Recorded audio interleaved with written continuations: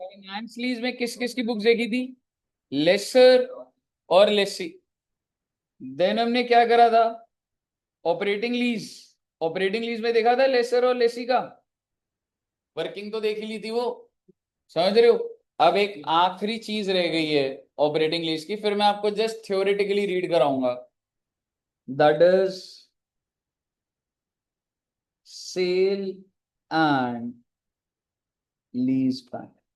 O my god, heading डाल दीजिएगा, sale and lease back. बड़ी कॉम्प्लिकेटेड सी ट्रांजैक्शन होती है ये, उसको आसान कर देंगे बेटे।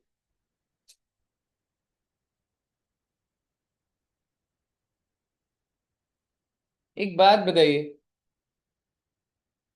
अगर मैं आपको बोलूं कि भाई मेरे पास तो बिल्कुल पैसे नहीं है यार, पैसे की जरूरत है, तो मैंने सोचा ये प्रोजेक्टर बेच दो, पैसा आ जाएगा? बेचूंगा तो पैसा आ जाएगा, बट एक प्रॉब्लम आ जाएगी। लाइक एज्यूम करो मैं सेलर बन गया इसका, और आप कौन हो? बायर हो। मैंने आपको बेच दिया। प्रॉब्लम क्या आ जाएगी? अब मैं क्लास कैसे लूंगा? मेरे ऑपरेशंस ही हैम्पर हो गए। आप समझ रहे हो? पैसे की जरूरत है मुझे, तो मैं चाहता हूं कि मैं इसको बेच भी दूं और मुझे पैसे भी मिल जाए, और ये प्रोजेक्टर यहीं का यहीं लगा रहे। ऐसा हो सकता है क्या? क्या एक दुकानदार अपनी दुकान पे बैठ के बेच भी रहा है, पैसे भी आ रहे हैं, और वो एसेट वहीं का वहीं भी? सर अगर आप इसको बेच दोगे तो आप तो घर ले जाओगे बेटे इसको। पर मैंने आपको बोला इसको घर मत ले जाइए। मैंने आपको बोला मैं आपको बेच रहा हूं मान लो 100 रुपए का। ठीक है, मेरे पास 100 रुपए आए। ठीक है, अब बोल रहे ले जा रहा हूं मैं, नहीं रुको। अब मैं तुम्हें धीरे धीरे करके 10-10 रुपए करके 11 महीने दे दूंगा। तुम्हारे पास 110 रुपए आ जाएंगे। मेरी पैसे की जरूरत भी पूरी हो गई, एसेट वहीं का वहीं। तुम तो एक फाइनेंसर थे, ये तो ट्रांजैक्शन दिखाने का था, सेल एंड लीज का। समझे क्या बोल दिया मैंने? स्टेप बाय स्टेप देखेंगे। कॉम्प्लिकेटेड ट्रांजैक्शन होती है, एयरलाइंस में होता है जनरली ज्यादा। एयरलाइन के बस की नहीं होती इतना बड़ा एसेट सीधा खरीदे। वो फाइनेंस करा, मतलब वो दिखाती है सेल करा, लीज बैक करा, ऐसे। पर मैं ये एग्जांपल जैसे आपको समझ आए, टेक्निकली मैं आपको ये बेचूंगा। ठीक है, तो मैं, आप मुझे पैसे दोगे? बिल्कुल दो। ठीक है, 100 रुपए का बेचा, मैं 100 रुपए आ गए मेरे पास। आप ये प्रोजेक्टर निकाले, मैंने कहा नहीं निकालो मत। आपने बोला मैं मालिक हूं। अब मालिक कौन बन गया? आप बन गए ना। आपने क्यों निकालेंगे इसे? बिल्कुल निकालेंगे। मैंने कहा आप मुझे इसको किराए पे दे दो। आपने कहा क्यों? मैंने कहा मैं क्लासेस कैसे लूंगा नहीं तो। मेरे ऑपरेटिंग एसेट्स को ही मैंने लीज पे करके पैसा जनरेट कर दिया भाई। अगर आप रिलेट कर सके, समझ रहे हो? तो एक छोटी सी बात। ठीक है, एक इंसान है मिस्टर ए, उसने मिस्टर बी को मान लीजिए एक एसी सेल कर। तो क्या आप मुझे बता सकते हैं मिस्टर ए कौन है? Mister A is a seller, mister B is a buyer, and let me tell you, book value of the AC is 10,000, sale price is 15,000। भाई ट्रांजैक्शन होगी तो पूरा डॉक्यूमेंटेड बात होगी ना। 15,000। तो मिस्टर भी एसी ले जाने लगा। मैंने बोला कि नहीं नहीं एसी मत ले जाओ। उसने कहा कैसे नहीं ले जाऊं? अब मालिक कौन है बेटे वैसे? Mister B. मैंने कहा नहीं, अब आप इसको क्या कर दो, आप इसको मुझे लीज पे दे दो। यानी कि lease back, sale and lease back. और अब ये जो सेलर जो है ये क्या बन गया? लेसी। और ये क्या बन गया? लेसर। और मैंने इसको वादा कर दिया, भाई तेरे से मैंने जो पैसा लिया, इससे कितना पैसा लिया आपने? 15,000। भाई 16 ले लियो है, ब्याज व्याज जोड़ जुड़ा के। समझ रहे हो? तो बेसिकली इससे क्या हुआ बच्चे, मेरे ही एसेट पे मेरे पास ही रहे। ठीक है, और मैंने उसको लीज के अंदर कन्वर्ट। तो आप ये कह सकते हैं कि मैंने इसको क्या बोला कि आप कैसे ले लेना, 4,000, 4,000, 4,000, 4,000, 5 years में आप 20,000 ले लो मुझसे।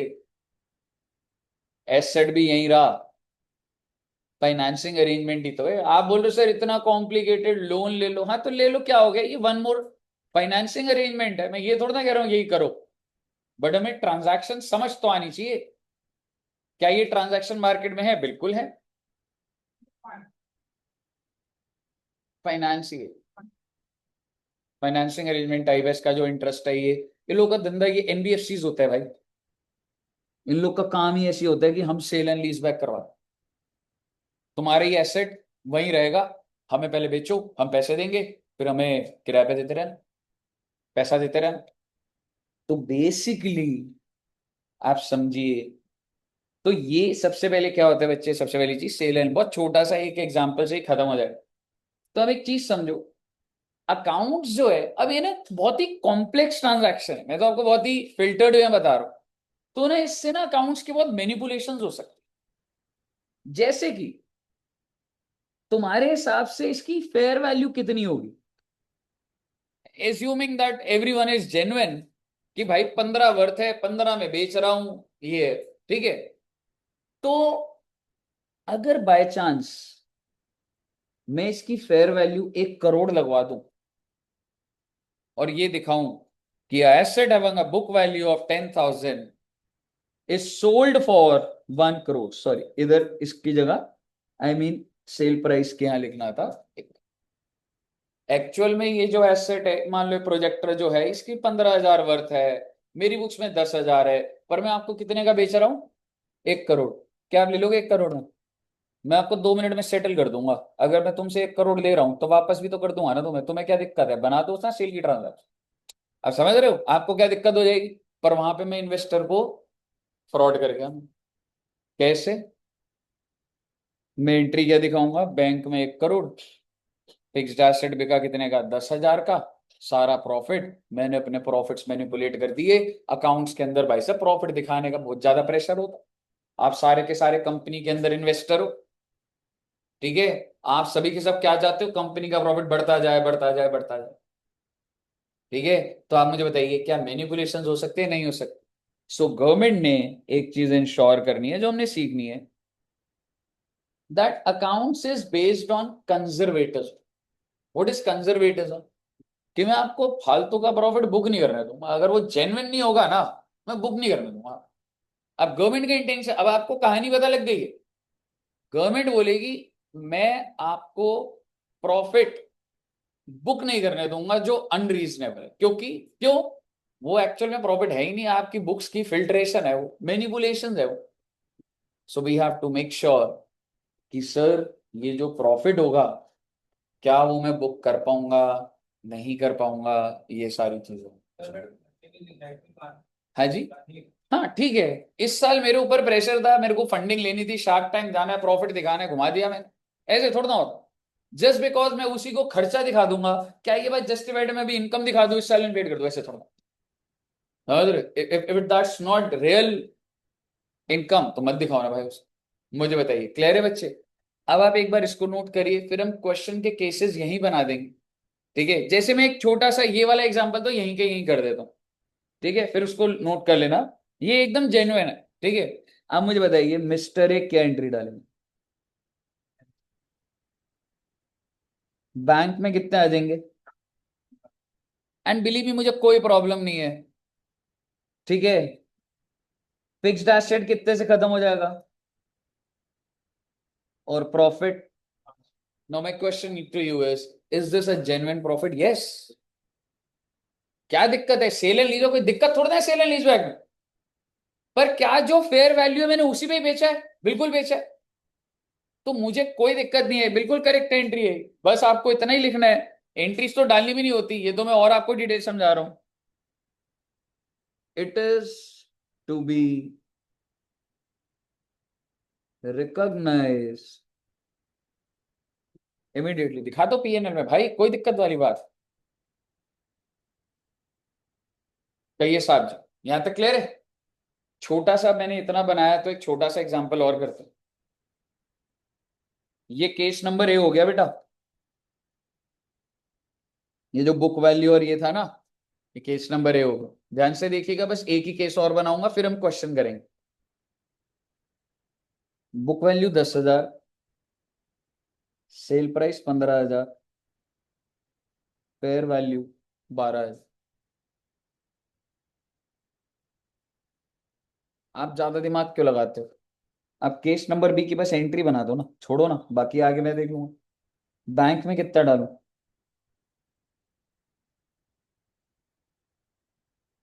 फिक्स्ड एसेट कितने से खत्म करूं? प्रॉफिट कितने का?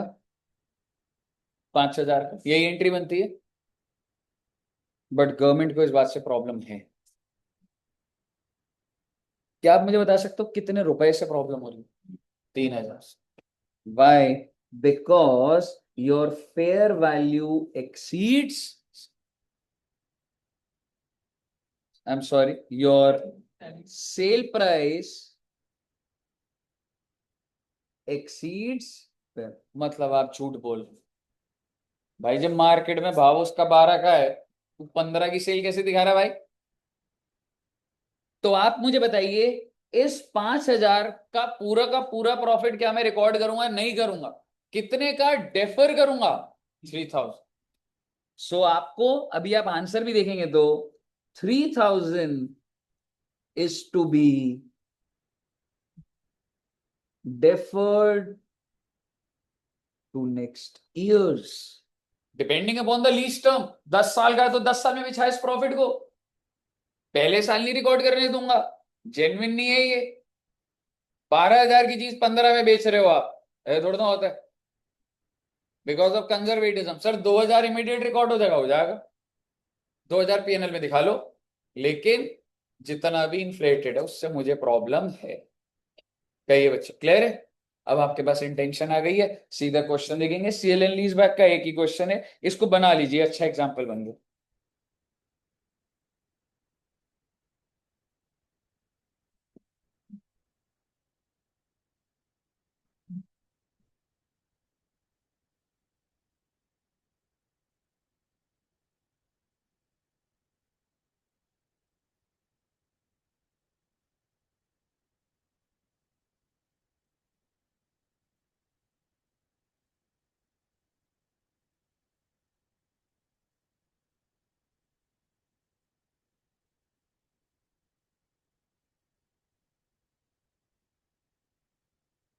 हाँ जी बच्चा।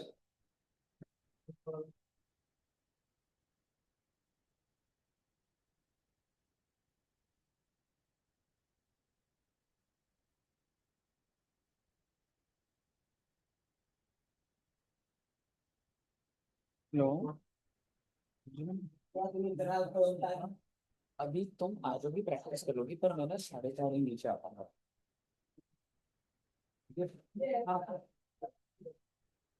वो अगर आप हमसे पूछ सकते हैं तो हमेशा पूछ लेना क्लास में।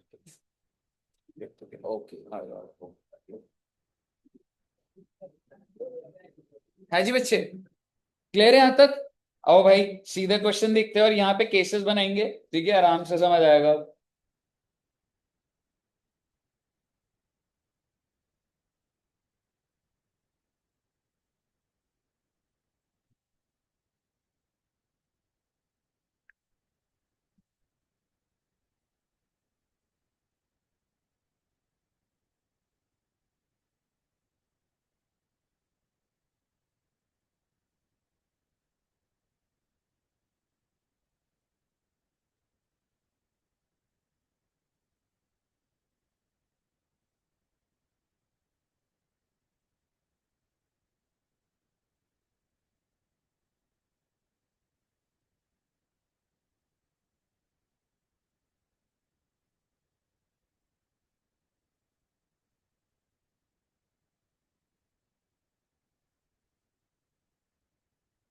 संजय।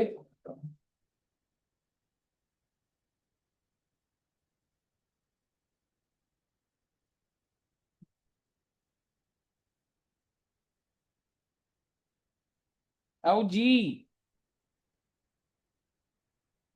आओ बेटे आओ। बस खत्म है बच्चे, S19।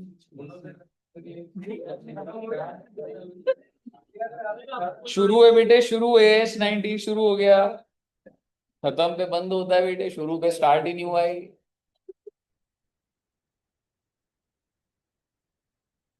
कोई बात नहीं। हाँ, that's very normal, but self belief is very important. Sanjay उसकी ना वायर भी इतनी बड़ी करवा दियो कि डायरेक्ट करने पे भी हो जाए। लाइट आ गई है। ये तो पहले भी आ रही थी भाई, AC चल रहा है नहीं चल रहा। वैसे तो चल जाए तो भी ठीक, नहीं चले तो भी, अब तो आदत हो गई बच्चों को बिना AC के, है ना? ठीक नहीं लग रहा? ठीक, ठीक लग रहा है बच्चों को? आपके मैगी पॉइंट पे AC है? वहां पे पंखा भी नहीं लगा रखा आपने?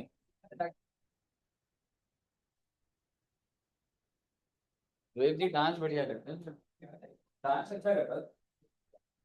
उसका क्या भाई को आपने करते सर, उस पार्टी में मैं भी था, उस पार्टी में भाई सर आपने एक पार्टी सर दिल्ली से जब गाना उसने ऐसा नाम अच्छा नहीं, अच्छा अच्छा सर देख लेगा आज का। चलिए आइए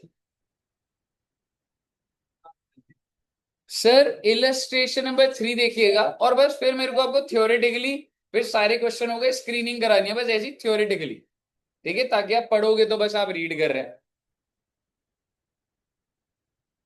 ठीक है? ए लिमिटेड सोल्ड अ मशीनरी, ओहो, मशीनरी की बुक वैल्यू कितनी है बच्चे? बड़े ही ध्यान से देखिएगा सारे केसेस, और ये बहुत बार पूछा जाता है। आइए,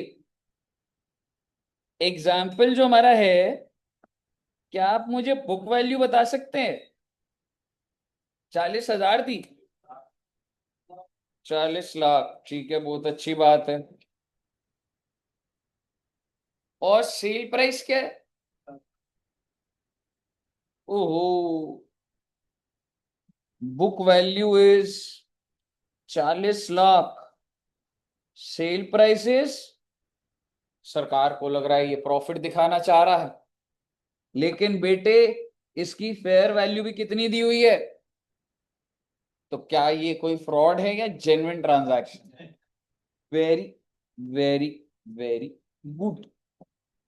अब बस एक बार फटाफट पढ़ेंगे। ए लिमिटेड सोल्ड मशीन जिसकी बुक वैल्यू 40 लाख है, 50 लाख की बिक गई, and the same machinery was leased back by B limited to L. A ने पहले बेचा और वापस ले लिया, सेल एंड लीज बैक है। The lease back is operating lease, operating lease का क्वेश्चन दे रखा है जी। Comment if sale price is 50, यानी कि वो सेल वैल्यू दोबारा बता रहे नीचे, equal to fair value. So what do you think? पहले तो आप पहले केस की एंट्री बना दीजिएगा, साथ साथ ऐसे ही बना दीजिएगा। ये केस नंबर ए है, क्या आप एंट्री बना पा रहे हैं? बैंक में कितना? 50 लाख। फिक्स्ड एसेट कितना? PNL कितना? Should I record it immediately और need to defer it? Immediate भाई, जेन्युइन ट्रांजैक्शन है भाई। छा गए बेटे, छा गए आप। आंसर पढ़िएगा।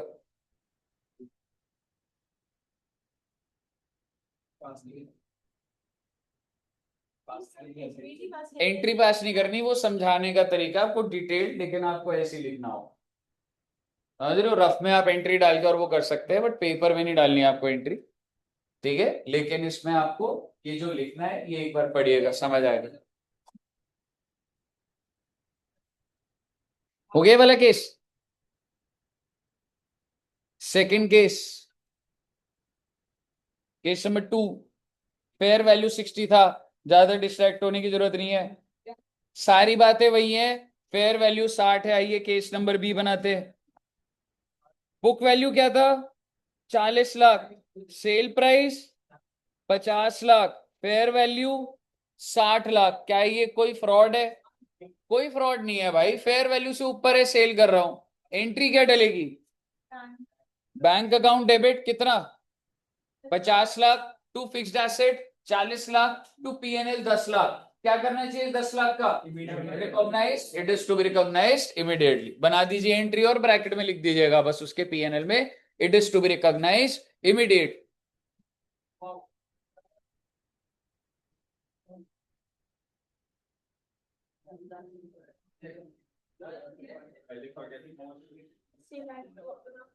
फेयर वैल्यू 60 था।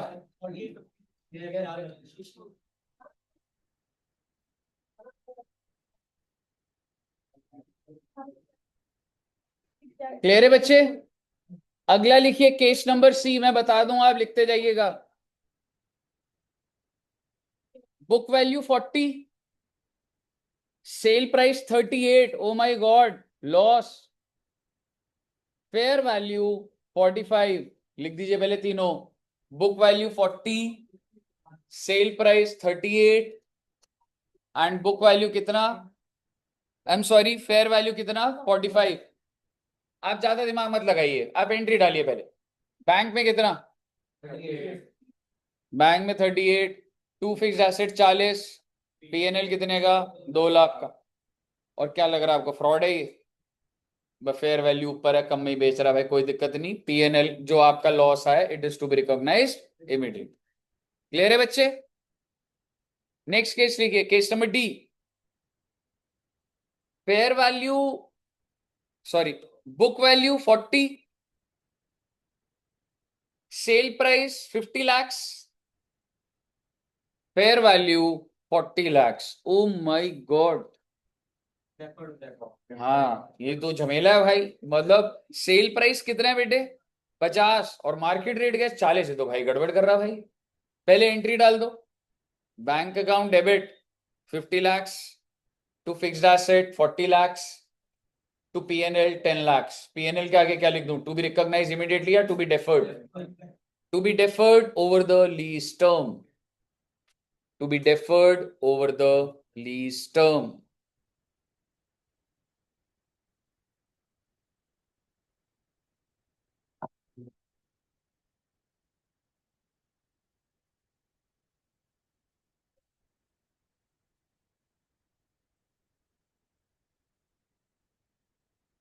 क्या ये क्लियर है बच्चे? अगला केस लिखिएगा। Book value 40 lakhs, sale price 50 lakhs, fair value 46 lakhs।